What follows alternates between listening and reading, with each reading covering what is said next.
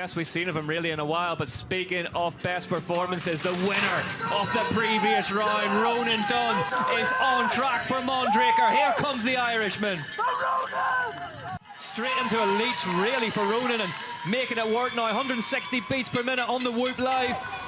And he's had one of the most turbulent seasons so far. Big crash earlier in the year, big crash in La Tuile, and he's come back to win the last round we had in Leger.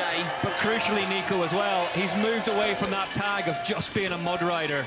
Some of his big results coming in the dry now. For sure, and he's a fan favorite because you know he's going to throw everything he possibly can at the run, but that's become a lot smoother for him than it did earlier in his career.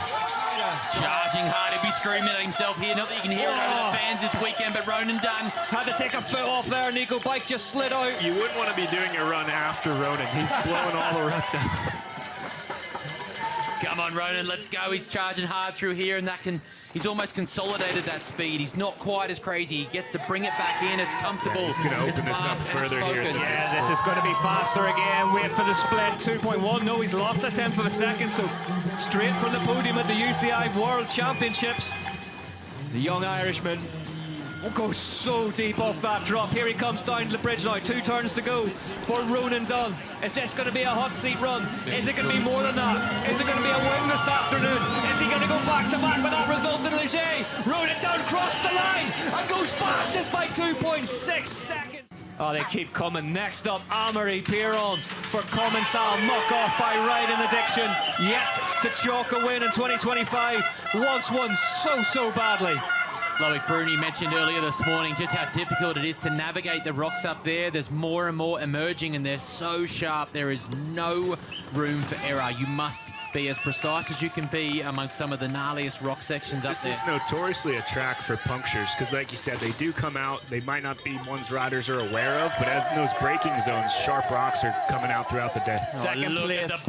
Second place in Ludenviel for this man. His best result of the season so far. Still waiting on that win. A win today would put him level with Sam Hill in the overall wins tally on 13, but looking super strong and ominously tidy out there. Pierron, he's back, but just by 100th of a second. And Nico, a lot of discussion out there this weekend as well about the weight of the bikes. I mean, a heavier bike should suit this place, shouldn't it? It helps to carry momentum once you get that mass moving. It doesn't want to slow down, and it makes the bike feel calmer too. So I think riders really like that.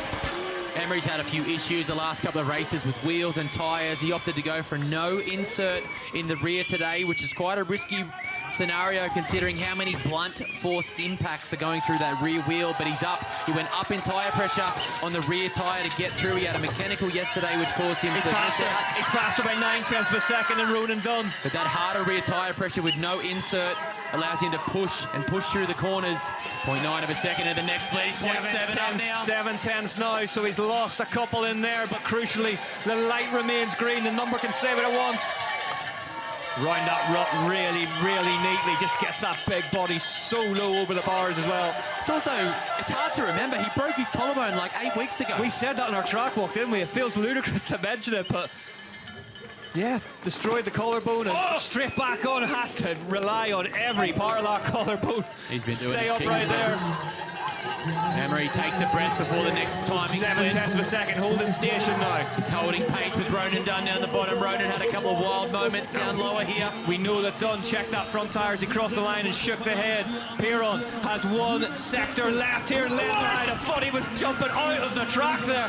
Pierron over the bridge, over the drop, across the line. Is this going to be it? Pierron goes fastest by 1.1 seconds in Lenzerheide. First Benoit Coulange, then Ronan Dunn. Only survived one rider here in the Elite Men's Finals.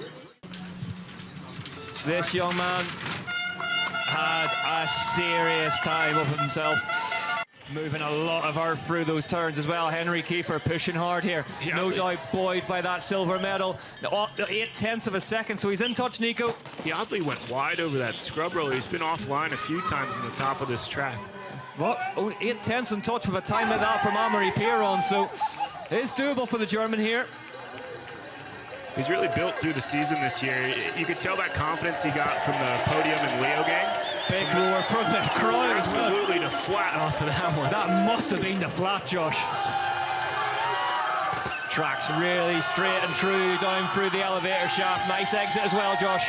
Henry Kefir is definitely one of the young athletes that are leading the charge of this next wave of downhill rider. Fabian Burrell watching on 1.2 seconds back at the third split for Kefir now. Kefir, Dunn, O'Sheen, O'Callaghan, Jackson Goldstone, Jordan Williams. There's a great wave of young talent in our elite men's field at the minute. Henry Kefir is definitely one of the best. But it is nothing compared to what we're going to be faced with next year whenever the current crop of juniors come up. You see how far he jumped off that wall? That was really impressive. It's hard to tell because you got a lily pad. You jump over the first rock, there's another rock garden, and then you jump off the wall, and he hit it the best we've seen today. Henry Kefir through the next split. It's 1/10 of a second all of a sudden. Henry Kefir has found time amidst the trees here in Lenzerheide. That rock garden was a key moment there. He butted the backside and he got some great speed on the way out where Amaury Pierron got held up. And he pulled back 0.1 of a second in the lower split. Henry Kefir fresh off the UCI Dyno World Championships podium. Is he going to go on the hot seat here at the UCI Dyno World Cup in Lenzerheide? Misses out by 0.4 of a second.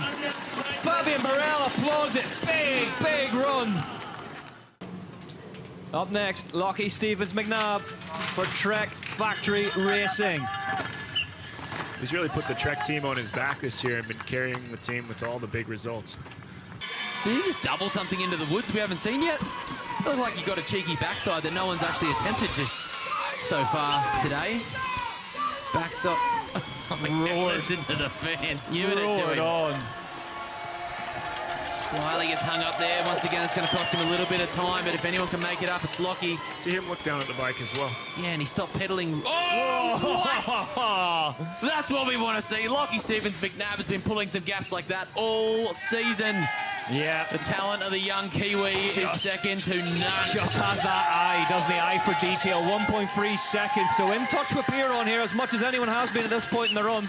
Yeah, there's Andrew Chandru, Ryan Bodge, the boys from Trek Factory Racing watching on. Whoa, makes the track so wide there. What an entry into those, Josh. See that? He threaded the needle and then gapped off the wall. That's so technical. Oh, that was good. He gets a good butter on the bank there.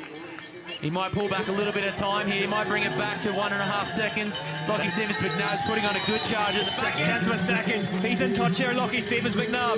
He's running out of track in Lenzerheide, but all of a sudden, this is doable. 0.6 of a second in the final split. There's 25 seconds to play with. Is Locky Stevens McNab going to dislodge Commissar Muck-Off by riding Addiction's Amaury Pierron out in the hot seat? Here comes the flying Kiwi. Down the line, Locky Stevens McNab goes third. 0.8 of a second back off Pierron. Bangs the bars. A solid run in qualifying, but he wasn't mega pumped on it. He was keen to send her on today. Oh, no, disaster out of the gate for Ryan Pinkerton. Oh, devastating. Oh, no. Nico, what's happened there? He got hung up on the start thing there. I honestly don't know what happened. Oh, no. Obviously, his front wheel hit the start pole, but I don't know what caused that.